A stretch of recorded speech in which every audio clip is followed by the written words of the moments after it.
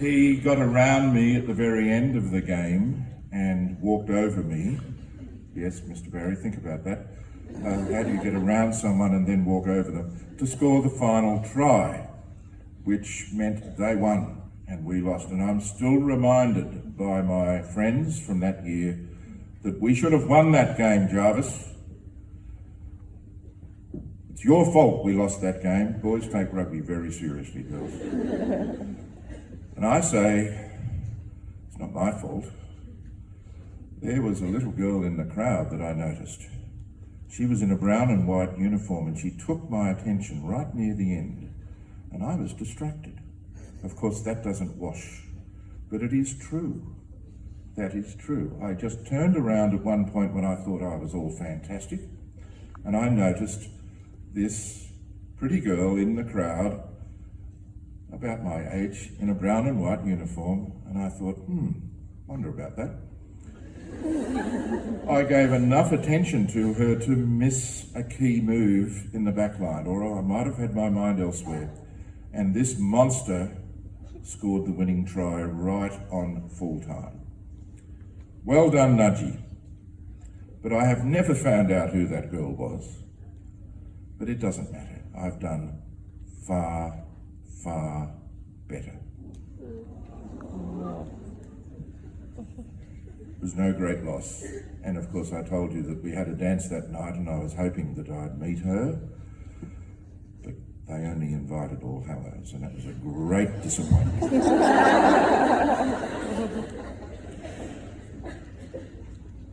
1969 I left school and went off to uni and started to find out about life. I most importantly found out who I was not. I was not meant for the business world. I was not meant for the legal profession. And I started to gradually work out who I was. My mother and father, God rest their souls, had said to me, "We think you might be a reasonably good teacher, Paul." And so I found myself going in that direction. I went down to Wollongong to do my first year of teaching, Wollongong south of Sydney, and you'll be pleased to know I started with a very tough class I had. It was a grade 10 class. This is true. Approximately half that class went to jail.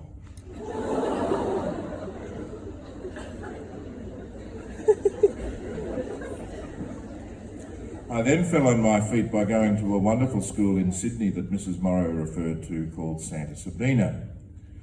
And I found there teaching adolescent females for some reason was something I could do, and I could do, I thought, reasonably well.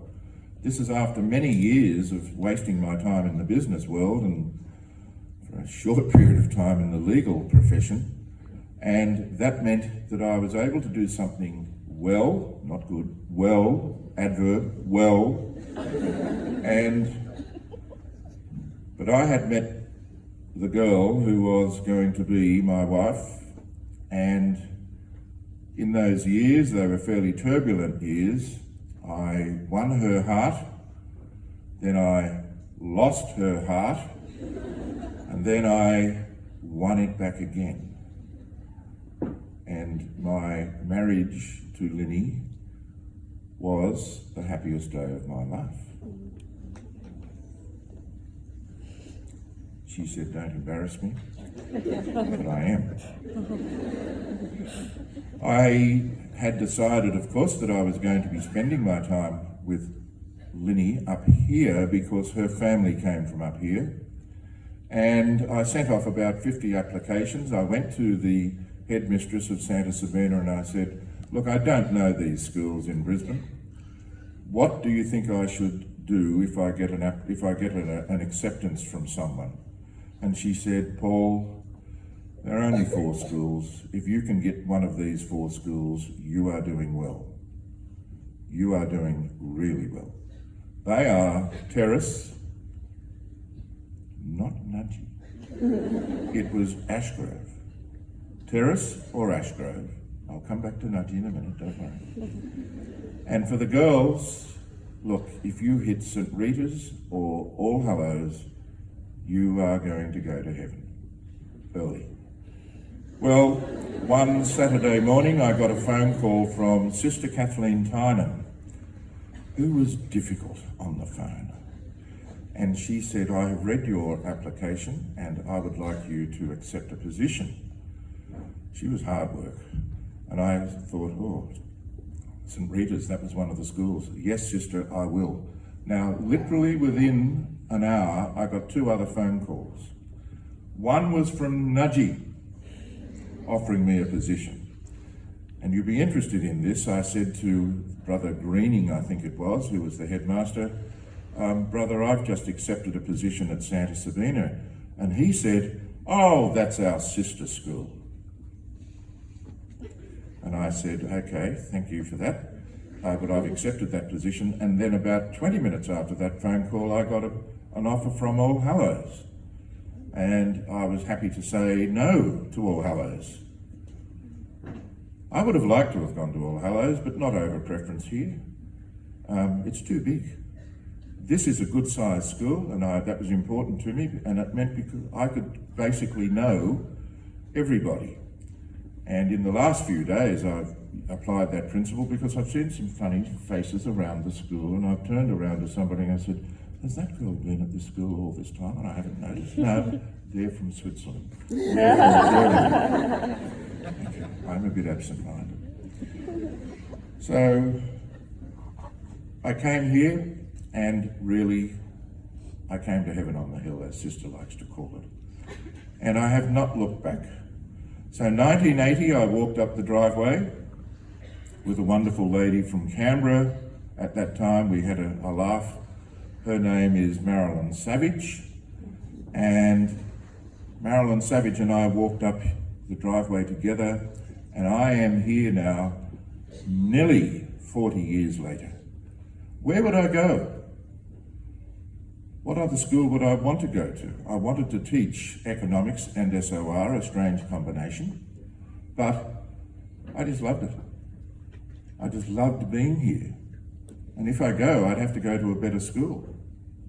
And there was no better school I could see that would take my subjects. All Hallows, no, not a better school. They could take my subjects, but they're too big, as I said. Now, it was weird when I came. I was the first male. Can you believe that? I was the only male in this school. In fact, it caused a bit of an uproar because a girl, I won't mention any names, one girl was missing from school for about 3 weeks. She was supposed to be in my economics class. And the letter said from her mother that she was in a state of shock for having a male teacher.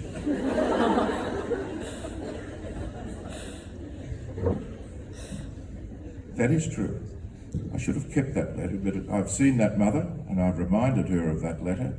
I've seen that student, and that is true. The shock of having a male teacher. Dear oh dear. All right, now I know you like a story. So I will tell you some of the stories. I'll give you about 3. A couple I won't give you. I don't think they're quite appropriate. Now, Sister took me aside, Sister Elvira, when I first came here, and she gave me the menstrual cycle talk. Mr. Jarvis, it's important for you to understand that if a girl ever asks you to go to the bathroom, under no circumstances are you to say no. You are to let her go. A female teacher can do what she wants. They can ask questions, but you cannot. If a girl asks to go to the bathroom, you say, yes, you may go to the bathroom. Well, I don't know, there were some scallywags in my year 11 economics class up in room 13. And one girl, no names mentioned, but it's Jodie Martin, one girl came up and said, Mr. Jarvis, may I go to the bathroom? And I said, of course you may go to the bathroom. Well, she went. Another girl came up a minute or two later, Mr. Jarvis, may I go to the bathroom also? Of course you may go to the bathroom. Another one. Another another one. And no one was returning. They had this organised. And at one point I had 2 girls left in the room. And I said, right, I think I might need to go and have a word with Sister Elvira.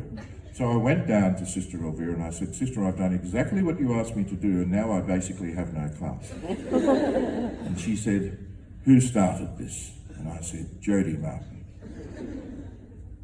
Now what I didn't say there was, I actually became curious with the remaining 2 girls in the class. I said, okay girls, where have they gone? And they said, they've gone to Jody's place.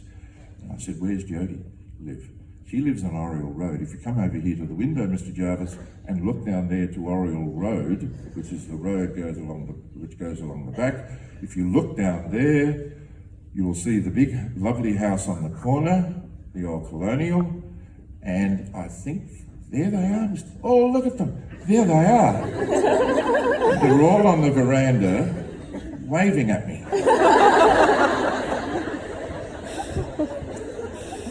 So I said to Elvira, they're on Jody Martin's front veranda. Right, she said. I'll sort this one out. And she went. In those days, girls, you were able to receive a little tap on the legs. Sister walked out of the office with a very long mathematics ruler. And off she went. And so I went back to room 13 and I said, a show is about to begin, girls. So we stood at the window and watched as Elvira, in her bobby socks, walked down whatever street that is there, Webster Street or whatever, and walked across Oriel Road. And of course the girls did not see her coming because that house had a very high hedge. And they're all thinking, this is wonderful, we're having a lovely time. And then the gate opened and they went everywhere. They went behind hedges, they went into cupboards, they went under the house, and Elvira went around and she found them, she dragged them out from behind a hedge, gave them a little tap behind the knee, and you could see her saying, back to school. Found the next one, chased one girl at one point, chased her across the yard. Anyway, they were all given detention, and I believe Jody Martin was actually suspended for 2 days. Now, there was another story. And sister, you don't know this one. You don't know the ending. One day, there was a very loud dog that was loose on the premises. It was a dog that, oh dear, I'm going over time. It was a dog that was wild and very loud. And Sister Elvira got on the PA and said, I would like all the male teachers, this is many years later, all the male teachers to come out and deal with this wild dog that was on the premises. I have to tell you something, sister, that was not a wild dog. That was the voice of Anna McManus, who was the daughter of the terrace headmaster. And she did a very good imitation of a wild dog. Okay, now the other one, of course, is the hat inspection. Now, Mrs. Morrow has given you something of the background to that, and I will do this very quickly. What I'd like to do, what I would like to do is the imitation of Elvira when she came to the room and saw that we had not done what was required, to put it mildly.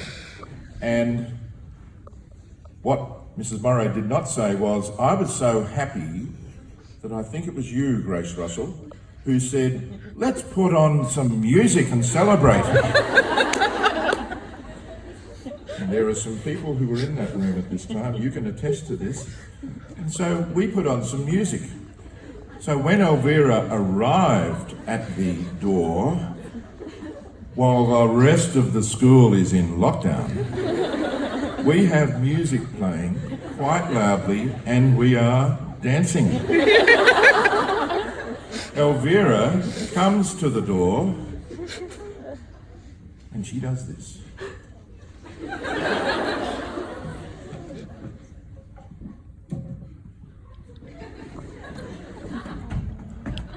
Mr. Jarvis! Mr.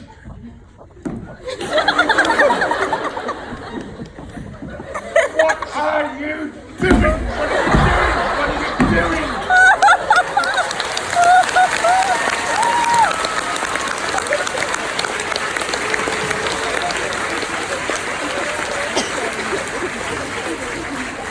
To which I replied, I'm doing exactly what you asked me to do, sister. And Grace Russell again said, I don't think she took her meds this morning.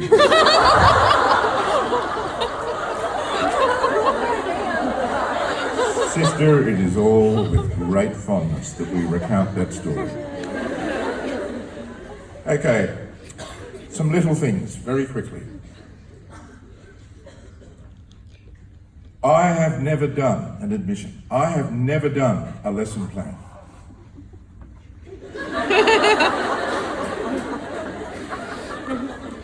I've been asked for lesson plans from student teachers, and I said, I don't have them. I don't do them. I teach by intuition. I've had two serious questions. Oh yes, I will give another admission. No, I better not do that one.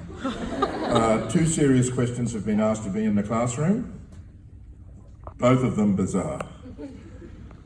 Mr. Jarvis, where are all the bodies buried? In Hollywood, for all the people who are killed in the movies.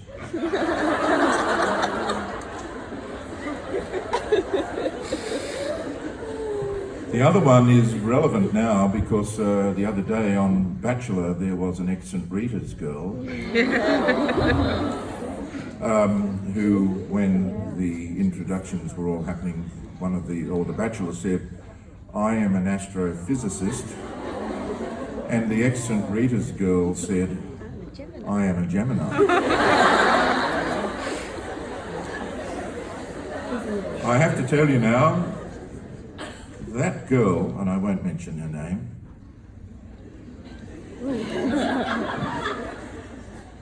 I was teaching in the room one day with Mrs. O'Kane, the present boss over there at All Hallows, and this girl, believe it or not, was in a class where they had to do a question which involved timing and shadows. I won't go into the details, but I said to the class, girls, all you need to do this question is some very, very basic common knowledge. All you need to know is that the sun comes up in the east and sets in the west. And this little bachelor girl to be put up her hand and said, how are we expected to know that? Okay. Faulty Fridays, I have loved Faulty Fridays. But what I've loved is the massive amount of laughter. I have been with my mates down at school from Waverley for reunions, and many of them have made a lot of money, but I don't think they're as happy as I have been. And they say, why are you so happy? And I've said, oh, I spend half my day laughing. I love what I do. All right.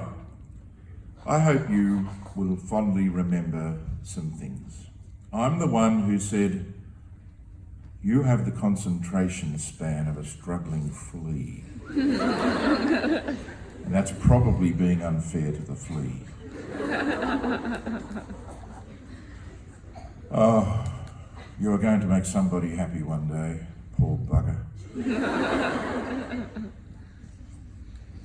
Hello, how are you? No, I didn't ask you how your moral status is. I'm asking you how well you are. I won't go into that.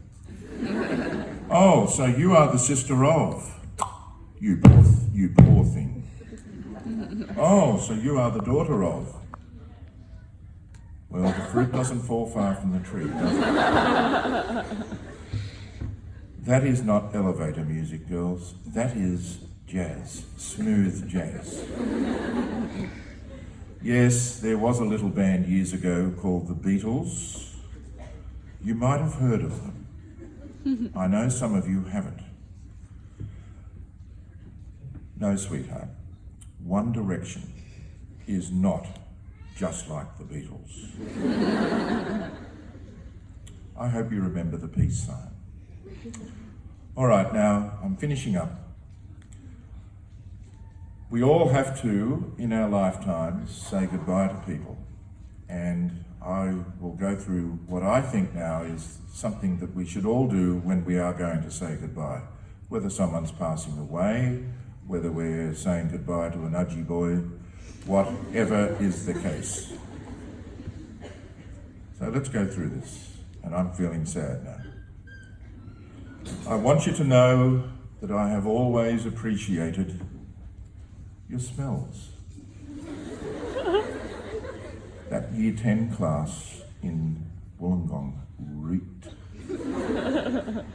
I will never forget, and I hope I will always appreciate your laughter and your sensitivity.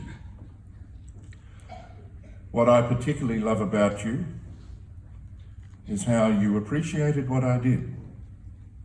You gave me cards, and I keep the cards.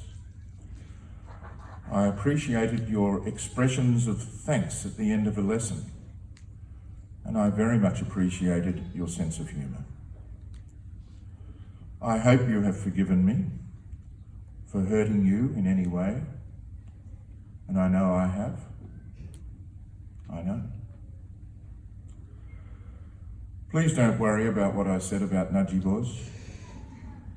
Many of you are the daughters, nieces, and sisters of nudgy boys.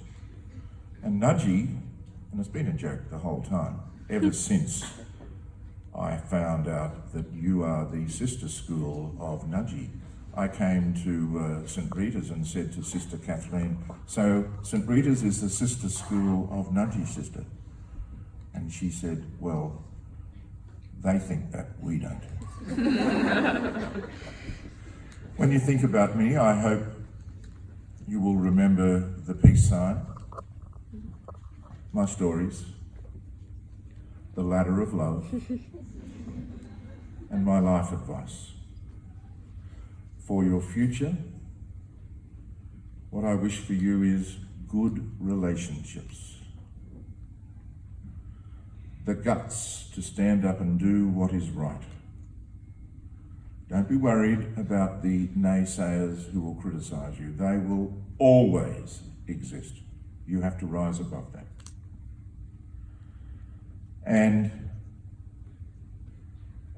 please do not live a life where you will turn around and say, if only. Have the guts to do what you want to do. We only have one chance at this. Make the most of it. Thank you, everybody. Absolutely everybody. Thank you for being such an important part of my life. Farewell.